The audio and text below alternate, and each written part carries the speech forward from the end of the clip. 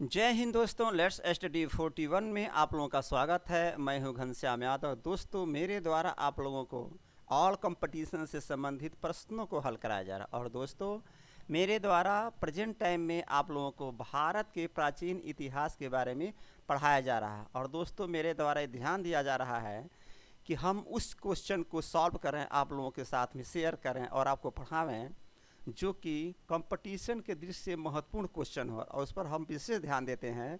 और कह सकते हैं इसको छांट करके या फिल्टर करके हम पढ़ा रहे हैं इस क्वेश्चन को, ताकि आप लोगों को ताकि दोस्तों आप लोगों के लिए ये जो प्रश्न उत्तर हैं उपयोगी साबित हो, और कंपटीशन में जो भी प्रश्न आते हैं उसको आप आराम से सॉल्व कर सकें।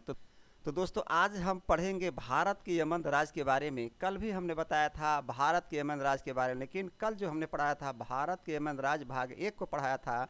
और दोस्तों, आज हम लोग पढ़ेंगे भारत के यमन राज भाग 2 के बारे में। लेकिन आइए दोस्तों, सबसे पहले हर दिन की तरह जैसे हम पिछले जो चैप्टर को पढ़ा चुके होते हैं उसका रिवीजिंग करते हैं, तो आज भी सबसे पहले कल के चैप्टर को रिवीजिंग करते हैं। उसके बाद आज के चैप्टर भारत के यमन राज भाग 2 को पढ़ेंगे।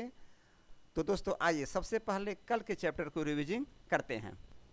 तो दोस्तों, कल का सबसे पहले प्रश्न बना था भारत के यमन राज भाग 1 में हिंद यूनानी कहाँ से आए थे। हिंद यूनानी कहाँ से आए थे, इसका उत्तर बना था हिंद यूनानी पूर्वोत्तर काल में यूनानी बैक्टीरिया हिंदू कश पर्वत के पश्चिम से भारत आए थे। फिर अगला प्रश्न बना डेमेट्रियस वंश की राजधानी कहाँ थी। तो दोस्तों, इसका उत्तर बना था डेमेट्रियस वंश की राजधानी साकल थी। कहाँ थी? साकल थी। फिर अगला प्रश्न बना था यूकेट्राइड वंश की राजधानी कहाँ थी। तो दोस्तों, इसका उत्तर बना था यूकेट्राइड वंश की राजधानी तक्षशिला थी। फिर अगला प्रश्न बना यूकेट्राइड वंश का सबसे प्रतापी शासक कौन था। तो दोस्तों, हमने आपको बताया था यूकेट्राइड वंश का सबसे प्रतापी शासक एंटियालकिर्स था। और फिर अगला प्रश्न बना एंटियालकिर्स ने शुंग शासक भागभद्र के दरबार में किसको भेजा था।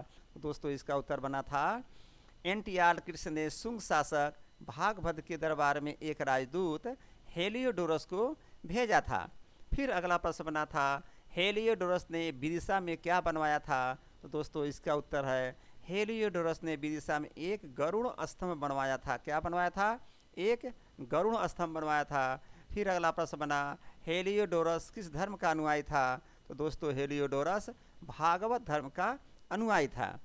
फिर अगला प्रश्न बना मिनांडर का संबंध किससे था। तो दोस्तों, इसका उत्तर है मिनांडर का संबंध हिंद यमन शासकों से था। मिनांडर का संबंध हिंद यमन शासकों से था।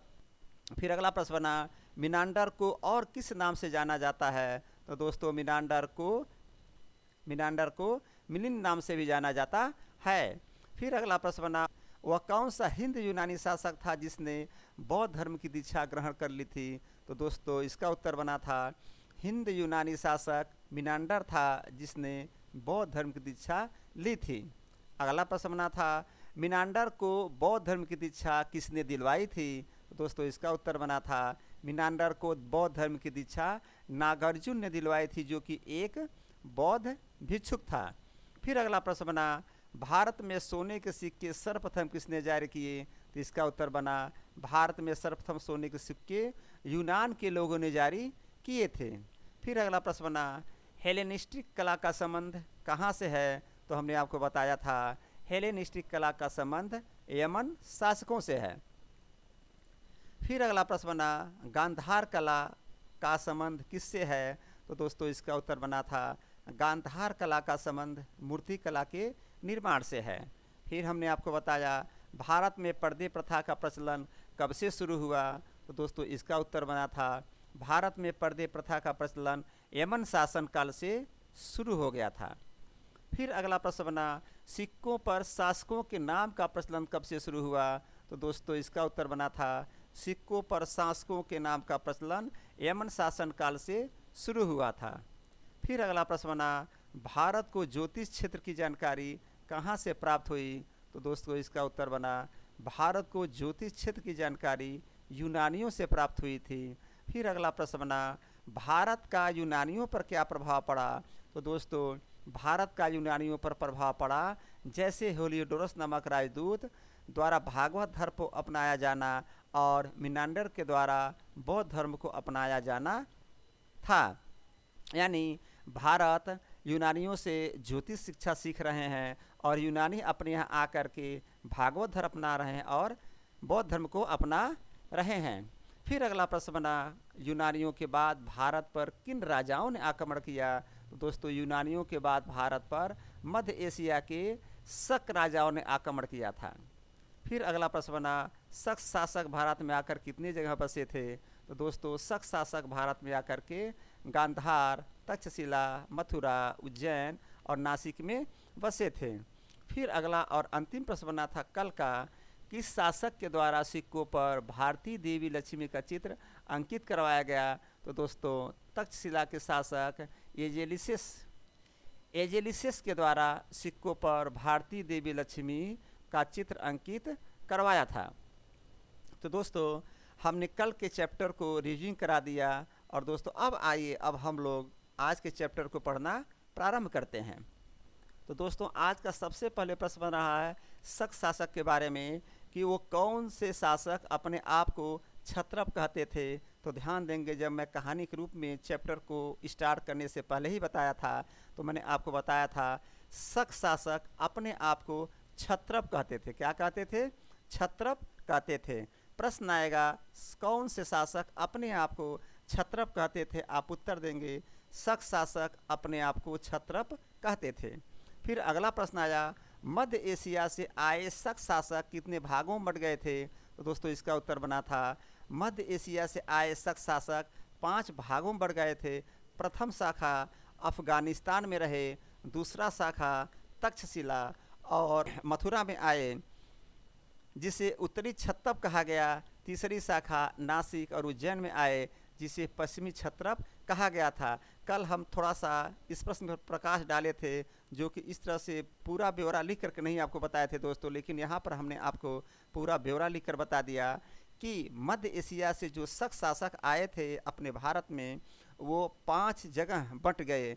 सबसे पहले जो प्रथम शाखा था वह अफगानिस्तान में रह गए, दूसरा शाखा तक्षशिला और मथुरा में आए जिसे उत्तरी क्षत्रप कहा गया, तीसरी शाखा नासिक और उज्जैन में आए जिसे पश्चिमी क्षत्रप कहा गया। तो ध्यान देंगे दोस्तों आप लोग, जो मध्य एशिया से शक शासक आ रहे हैं वो 5 भागों में बढ़ जा रहे हैं। सबसे पहले जो भाग था प्रथम शाखा था ये अफगानिस्तान में ही रह गए। ध्यान दीजिएगा अफगानिस्तान में ही रह गए। लेकिन जो दूसरी शाखा आई वो तक्षशिला और मथुरा के एरिया में लोग आए थे। दूसरी शाखा तक्षशिला और मथुरा के एरिया में आए थे जिसे उत्तरी क्षत्रप कहा गया था। ध्यान दीजिएगा दूसरी शाखा तक्षशिला और मथुरा में आकर के लोग बस रहे हैं जिसे उत्तरी क्षत्रप कहा जा रहा है, और तीसरी शाखा नासिक और उज्जैन में आए जिसे पश्चिमी क्षत्रप कहा जाता है। तो दोस्तों ये प्रश्न बनेगा कि जो मध्य एशिया से शक शासक अपने भारत में आए थे और तक्षशिला और मथुरा के एरिया में आकर बस गए उसे कौन सा क्षत्रप कहा जाता है? तो आप उत्तर देंगे कि शक शासक जो आकर के तक्षशिला और मथुरा में बसे उन्हें उत्तरी क्षत्रप कहा जाता है। फिर अगला प्रश्न आएगा कि जो तीसरी शाखा आई थी नासिक और उज्जैन में आकर बसे थे उसको कौन सा क्षत्रप कहा जाता है? तो दोस्तों उत्तर देंगे जो नासिक और उज्जैन में आकर के बढ़ गए थे जो तीसरी शाखा थी उसे पश्चिमी क्षत्रप कहा जाता है। तो दोस्तों यही यहाँ पर प्रश्न बन रहा है कि मध्य एशिया से आए शक शासक कितने भागों में बटे थे? तो दोस्तों 5 भागों में बढ़ गए थे। पहला भाग जो था वो अफगानिस्तान में ही लोग रह गए थे और दूसरा शाखा तक्षशिला और मथुरा में आकर के बस गए जिसे उत्तरी क्षत्रप कहा जाता, और तीसरी शाखा नासिक और उज्जैन में आकर के बसे जिसे पश्चिमी क्षत्रप कहा जाता है। और ये भी प्रश्न आएगा कौन से शासक अपने आप को क्षत्रप कहते थे? तो उत्तर देंगे शक शासक अपने आप को क्षत्रप कहते थे। फिर अगला प्रश्न बना मथुरा का पहला शक शासक कौन था? तो दोस्तों ध्यान देंगे मथुरा का पहला शक शासक राजुल या राजउल था। ध्यान दीजिएगा जो मथुरा में आकर के शक शासक बस रहे हैं उसी के बारे में पूछ रहा है।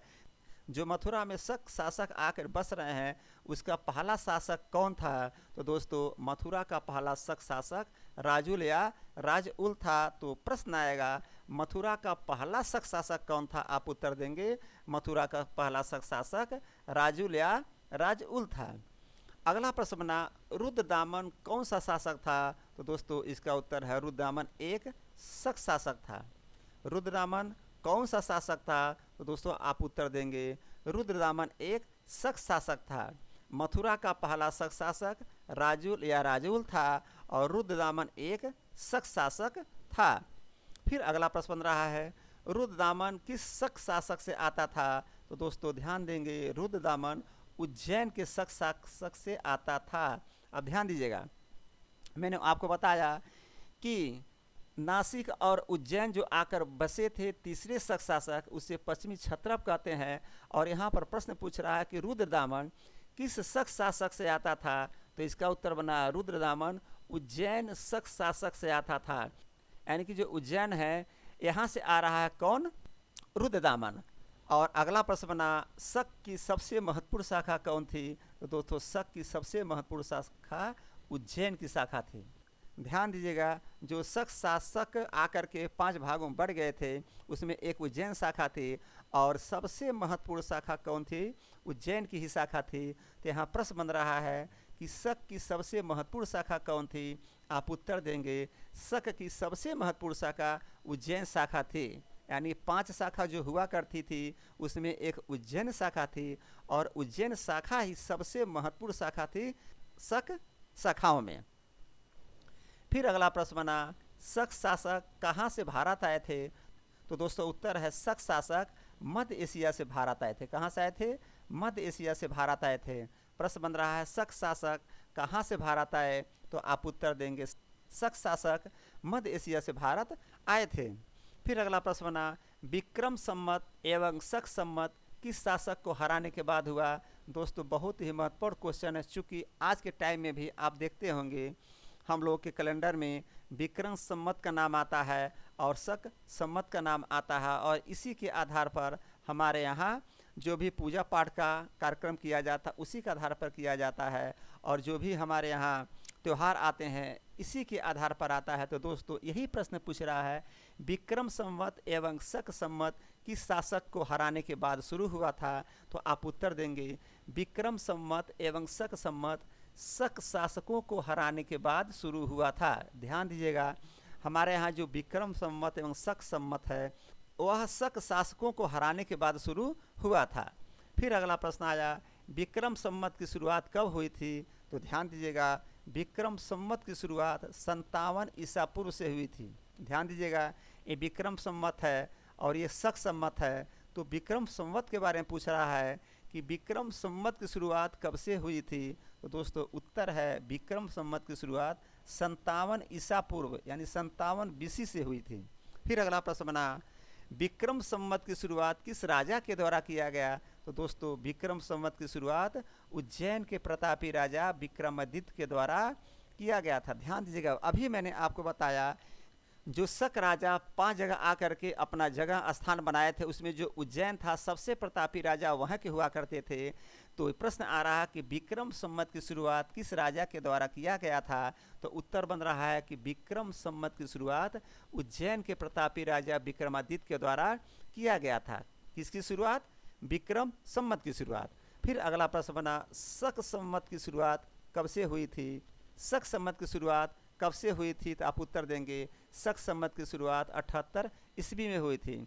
आप लोग कन्फ्यूज नहीं होंगे, यहाँ पर ध्यान दीजिएगा विक्रम संवत की शुरुआत 57 ईसा पूर्व में हो रही है और शक संवत की शुरुआत 78 ईस्वी में हो रही है। तो प्रश्न आ रहा है कि शक संवत की शुरुआत कब से हुई थी? आप उत्तर देंगे शक संवत की शुरुआत 78 ईस्वी से हुई थी यानी कि AD से हुई थी।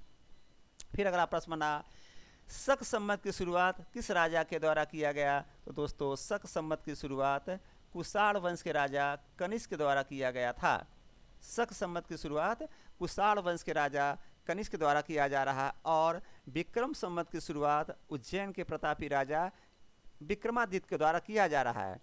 विक्रम संवत की शुरुआत 57 ईसा पूर्व में हो रही है। शक संवत की शुरुआत 78 ईस्वी में हो रही है। विक्रम संवत की शुरुआत 57 बीसी में हो रही है। शक संवत की शुरुआत 78 एडी में हो रही है। और विक्रम संवत की शुरुआत उज्जैन के प्रतापी राजा विक्रमादित्य के द्वारा किया जा रहा है। और दोस्तों शक संवत की शुरुआत कुषाण वंश के राजा कनिष्क के द्वारा किया जा रहा है। फिर अगला प्रश्न बना 2023 विक्रम संवत का क्या मतलब है। तो दोस्तों इसका उत्तर होगा 2023 विक्रम संवत का मतलब आज के समय में 2080 हो जाएगा। ध्यान दीजिएगा, क्योंकि विक्रम संवत की शुरुआत 5700 ईसा पूर्व में हो रहा है। मैंने आपको पहले ही बताया था कि जब ग्रेगोरियन कैलेंडर के बारे में हमने आपको बताया था तो बताया था कि जहाँ पर जीरो है, जहाँ पर जीरो है यहाँ पर ईसा मसीह का जन्म हुआ था। और जीरो से पीछे जब जाते हैं तो उसको बीसी बोलते हैं। क्या बोलते हैं? बीसी बोलते हैं। और आगे आते हैं तो इसको एडी बोलते हैं। और दोस्तों जब कैलकुलेशन करते हैं किसी के जन्म के बारे में तो जब बीसी का निकालते हैं तो जहाँ पर हम खड़े हैं वहाँ पर जो बीसी है उसको जोड़ देते हैं तो उस व्यक्ति का जन्म के बारे में पता चल जाता है। और एडी बारे में बताया था मैंने कि जिस सन में हम लोग खड़े हैं उस सन से एडी को माइनस कर देते हैं तो उस व्यक्ति का जन्म निकल जाता है। ठीक उसी प्रकार से यहाँ पर ध्यान दीजिएगा 2023 विक्रम संवत का मतलब हुआ कि 2023 विक्रम संवत का मतलब ये हुआ कि 2023 प्लस 57 बीसी को जोड़ देंगे तो विक्रम संवत निकल जाएगा। ध्यान देंगे बीसी है, ये बीसी पर जरूर ध्यान दीजिएगा कि 2023 में अभी हम लोग खड़े हैं। चूँकि अभी तो हम 2024 में है लेकिन 2023 समाप्त हुआ, इसलिए मैंने 2023 का उदाहरण दिया है कि 2023 में खड़े हैं और 57 बीसी की बात कर रहा है। तो इस 57 बीसी को 2023 में जोड़ देंगे तो दोस्तों ये निकल जाएगा विक्रम संवत का मतलब निकल जाएगा कि 2023 का जो विक्रम संवत है क्या हो गया? 2080 हो गया। और इसी तरह से 2023 शक संवत है तो 2023 में 78 एडी को माइनस कर देंगे तो 1945 ये शक संवत निकल जाएगा। जैसे हम बीसी और एडी निकालते हैं उसी तरह से ठीक इसी को निकालेंगे। अगर विक्रम संवत निकालना है तो जहाँ पर आप खड़े हैं और मान लीजिए 57 बीसी की बात की गई थी, 57 बीसी को ऐड कर देंगे तो विक्रम संवत निकल गया। और अगर शक संवत निकालना है तो 2023 में मान लीजिए हम लोग खड़े हैं तो उसमें 78 एडी को जब माइनस कर देंगे तो क्या निकल जाएगा? शक संवत निकल जाएगा। कितना हो गया? 1945 शक संवत हो गया। तो कन्फ्यूज मत होइएगा, कोई प्रॉब्लम होगा कमेंट के माध्यम से पूछ सकते हैं दोस्तों। तो इस प्रकार विक्रम संवत और शक संवत को निकालते हैं, ऐसे कर सकते हैं, कैलकुलेशन करते हैं विक्रम संवत और शक संवत का। फिर अगला प्रश्न बना कि दोस्तों इस वंश का अंतिम शासक कौन था। तो इस वंश का अंतिम शासक रुद्र सिंह तृतीय था।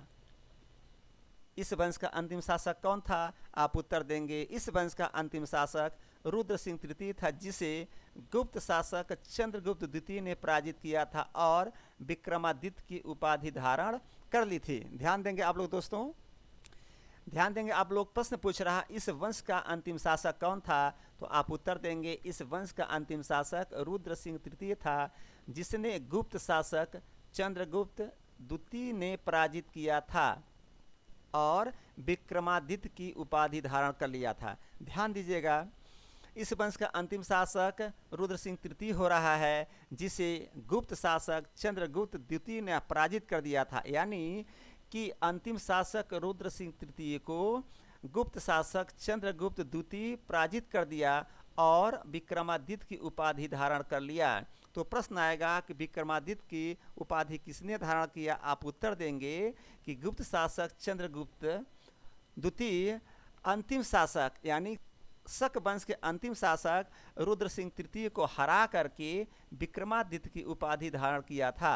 गुप्त शासक चंद्रगुप्त द्वितीय ने रुद्र सिंह तृतीय को हरा करके विक्रमादित्य की उपाधि धारण की थी। तो प्रश्न बनेगा यहाँ कि इस वंश का अंतिम शासक कौन था? आप उत्तर देंगे इस वंश का अंतिम शासक रुद्र सिंह तृतीय था, जिसे गुप्त शासक चंद्रगुप्त द्वितीय ने पराजित कर दिया और पराजित करने के बाद विक्रमादित्य की उपाधि धारण कर लिया था।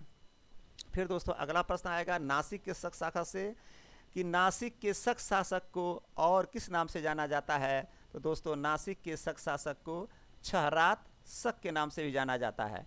नासिक के शक शासक को छहरात शक के नाम से जाना जाता है। प्रश्न आएगा नासिक के शक शासक को और किस नाम से जाना जाता है। तो आप उत्तर देंगे नासिक के शक शासक को छहरात शक के नाम से जाना जाता है। फिर अगला प्रश्न आया नासिक के शक शासक में प्रमुख शासक कौन था। तो दोस्तों आप उत्तर देंगे नासिक के शक शासक में प्रमुख शासक नहपान था। ध्यान दीजिएगा, ये नासिक के शक शासक के बारे में हम लोग पढ़ रहे हैं और प्रश्न पूछ रहा है कि नासिक के शक शासक में प्रमुख शासक कौन था। तो दोस्तों उत्तर देंगे नासिक के शक शासक में प्रमुख शासक नहपान था। और इसका अंतिम प्रश्न बना नहपान की मृत्यु कैसे हुई थी। तो आप उत्तर देंगे नहपान की मृत्यु गौतमी पुत्र सातकड़ी के द्वारा नहपान की हत्या कर दी गई थी। यानी कि गौतमी पुत्र सातकड़ी दोस्तों नहपान की हत्या कर दे रहा है और इस प्रकार नहपान की मृत्यु हो जा रही है। तो दोस्तों प्रश्न आएगा कि नहपान की मृत्यु कैसे हुई। आप उत्तर देंगे नहपान की मृत्यु गौतमी पुत्र सातकड़ी के द्वारा नहपान की हत्या कर दी जाती है और इस तरह से नहपान की मृत्यु हो जाती है। अब दोस्तों मैंने आपको बताया था कि जो शक शासक आए थे और 5 जगह आकर के वो बसे, उसमें एक उज्जैन भी था और सबसे महत्वपूर्ण शासक उज्जैन के थे। तो अब आइए हम लोग उज्जैन के शक शासक के बारे में पढ़ेंगे। सबसे महत्वपूर्ण उज्जैन और उज्जैन के शक शासक के बारे में अब हम लोग पढ़ेंगे। तो दोस्तों उज्जैन के शक शासक में सबसे पहला प्रश्न रहा है उज्जैन के शक शासक को और किस नाम से जाना जाता है। दोस्तों उत्तर देंगे उज्जैन के शक शासकों को कादर्मक शक के नाम से भी जाना जाता है। ध्यान दीजिएगा, उज्जैन के शक शासक के बारे में हम लोग पढ़ रहे हैं और प्रश्न आ रहा है कि उज्जैन के शक शासक को और किस नाम से जाना जाता है। तो आप उत्तर देंगे उज्जैन के शक शासक को कादर्मक शक के नाम से भी जाना जाता है। फिर अगला प्रश्न बना उज्जैन के सबसे महत्वपूर्ण शासक का क्या नाम था। तो दोस्तों उज्जैन के सबसे महत्वपूर्ण शासक का नाम रुद्र दामन था। ध्यान दीजिएगा दोस्तों, जब भी कहीं के शासक होते हैं, 2 शासक हुए, 4 हुए, 5 हुए, जो भी हुए, तो उसमें एक शासक ऐसा होता है जो सबसे महत्वपूर्ण होता है या ताकतवर होता है। तो दोस्तों प्रश्न यही बन रहा है कि उज्जैन के सबसे महत्वपूर्ण शासक का क्या नाम है। यानी कि उज्जैन का वह कौन सा शासक था जो सबसे महत्वपूर्ण था। तो उसका नाम है रुद्र दामन। उज्जैन के सबसे महत्वपूर्ण शासक कौन। तो रुद्र दामन थे। फिर अगला प्रश्न बना उज्जैन के प्रथम शासक कौन थे। तो दोस्तों उज्जैन के प्रथम शासक चष्टम थे। उज्जैन के प्रथम शासक चष्टम थे। तो दोस्तों उज्जैन में आज केवल इतना ही प्रश्न पढ़ेंगे। तो उज्जैन में बस इतना ही प्रश्न बन रहा है कि उज्जैन के शक शासक को और किस नाम से जाना जाता है। तो दोस्तों उत्तर देंगे उज्जैन के शक शासक को कादर्मक शक के नाम से भी जाना जाता है। और उज्जैन के सबसे महत्वपूर्ण शासक का क्या नाम था। तो उत्तर देंगे उज्जैन के सबसे महत्वपूर्ण शासक का नाम रुद्रदामन था। और उज्जैन के प्रथम शासक कौन थे। तो आप उत्तर देंगे उज्जैन के प्रथम शासक चष्टन थे। तो इस प्रकार दोस्तों आज का चैप्टर में बस इतना ही प्रश्न है। लेकिन आइए हर दिन की तरह सबसे पहले आज के चैप्टर को रिवीजन करते हैं, उसके बाद इस चैप्टर को समाप्त करेंगे। रिवीजन करने से क्या होता है दोस्तों, जो आप लोगों ने समझा है फिर आपके दिमाग में बातें आ जाएंगी और रिव्यू हो जाएंगी। इससे क्या होगा कि वो बातें आपको भूलेंगी नहीं। इसलिए मेरे द्वारा आपको हर चैप्टर को रिवीजन कराया जाता है और मैं बार बार कहता हूँ कि रिवीजन मस्ट है। चूँकि जब भी आप किसी भी प्रश्न उत्तर को हल कर लेते हैं, यानी कि याद कर लेते हैं या समझ लेते हैं, वो तो ठीक हो गया कि आपने समझ लिया। लेकिन पता चलता है कि 1 हफ्ते बाद, 10 दिन बाद आप भूल जाते हैं। इसलिए रिवीजन करना मस्ट है। रिवीजन करना नहीं भूलेंगे, हर क्लास में आपको बताता हूँ। तो दोस्तों आइए आज के चैप्टर को रिवीजन करना प्रारंभ करते हैं। तो दोस्तों आज का सबसे पहले प्रश्न बना था कौन से शासक अपने आप को क्षत्रप कहते थे। तो इसका उत्तर बना था शक शासक अपने आप को क्षत्रप कहते थे। फिर अगला प्रश्न बना मध्य एशिया से आए शक शासक कितने भागों में बढ़ गए। तो दोस्तों इसका उत्तर बना था मध्य एशिया से आए शक शासक 5 भागों में बढ़ गए थे। पहला प्रथम शासक जो अफगानिस्तान में रह गए, दूसरा शाखा तक्षशिला और मथुरा में आए जिसे उत्तरी क्षत्रप कहा गया, और तीसरा नासिक और उज्जैन के शासक थे, जिसे पश्चिमी क्षत्रप कहा गया। फिर अगला प्रश्न बना था, मथुरा का पहला शक शासक कौन था? तो दोस्तों मथुरा का पहला शक शासक राजउल या राजउल था। और फिर अगला प्रश्न बना था, रुद्रदामन कौन सा शासक था? तो दोस्तों इसका उत्तर बना था रुद्रदामन एक शक शासक था।